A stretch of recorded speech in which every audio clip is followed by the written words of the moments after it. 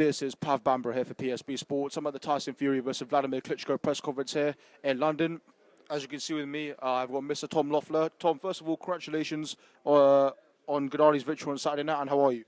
Oh, great. You know, we've had a great time in London. We've been here for over a week. Look, it was a tremendous atmosphere Saturday night at the O2. Got massive respect for Kell. He was the one that actually signed the contract. He showed a lot of heart, you know, standing in there, trading punches with Gennadi, landing a lot of his own punches. I think it was very smart for Dominic Ingle to stop the fight. They knew there was something wrong with the eye, and it just didn't make sense for him to take any more unnecessary punches. But I think with the punches that that Kell had landed, maybe that'll give some of the middleweights some more courage now to actually get in the ring with Gennadi. Obviously, you know, Tom, when I was at home watching the fight amongst millions of fans, surely, and you know, it must have been obviously for yourself being close to Gennadi. You know, the challenge that Kell presented to Gennadi. Gennadi said that Kell would have been his toughest fight so far, and obviously Brook came out, stood toe to toe with him, took his bet shots, showed great heart and courage, and obviously that he earned Gennadi's respect that night. And I think while the fight lasted, what a great fight it was for the fans, Tom. Oh, it was a great fight. Like you said, Kell stood toe-to-toe with Gennadi. You know, I haven't seen that level of courage in a long time, you know, where Matthew Macklin went in and he was swinging with Gennadi, but, you know, with Kell, we knew he's going to bring his speed, his boxing IQ from the welterweight division.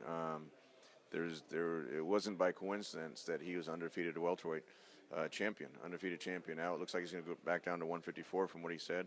And like Abel said, he would have beaten most middleweights on that night, just not Triple G. So you have to give him a lot of credit. And I think he's going to be a dominant force. If he goes to 154, he'll be a dominant force in that division. And we wish him nothing but the best. We wish him a speedy recovery.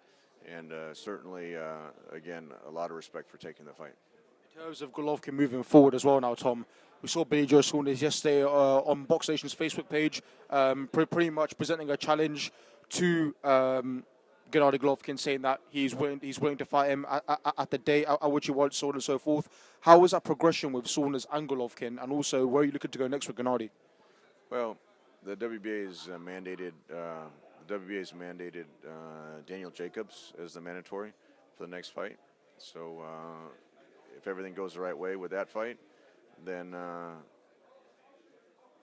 if Billy Joe Saunders is still still the champion at the time he's supposed to fight on this show with the Klitschko Fury show, he's supposed to make his first title defense. But look, that's a great fight. That's the title that is missing from Gennadi's collection, and you know, as long as there's another middleweight champion out there, you know, Gennadi wants to be the undisputed middleweight champion. He wants to be clearly recognized as undisputed middleweight champion of the world, and the fight with Billy Joe Saunders is a great fight.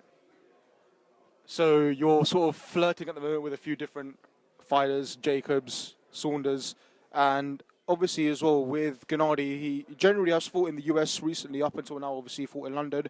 Because obviously the UK fans, as you probably could tell last week, loved GGG being over here. Can we expect him back over on these shores, Tom, soon? Oh, sure. The UK has so many great fighters, so much talent in boxing. 14 world champions right now. Think if Gennadi and Billy Joe Saunders fight, it'll be one less champion for the UK. But look, either way, it's whether it's Saunders, whether it's Eubank Jr., you know, James DeGale is a great talent.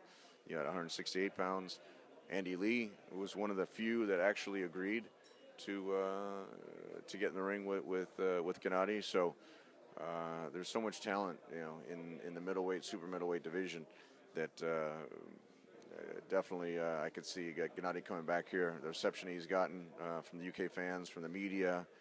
Just the international attention that fight brought at the O2 was tremendous, and was shown in over 100 countries.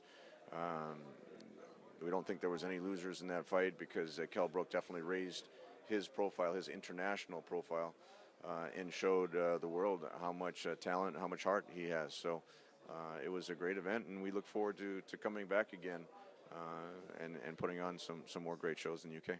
Sounds great. Thanks for talking to us on the Brook v GGG fight over the weekend. I appreciate it.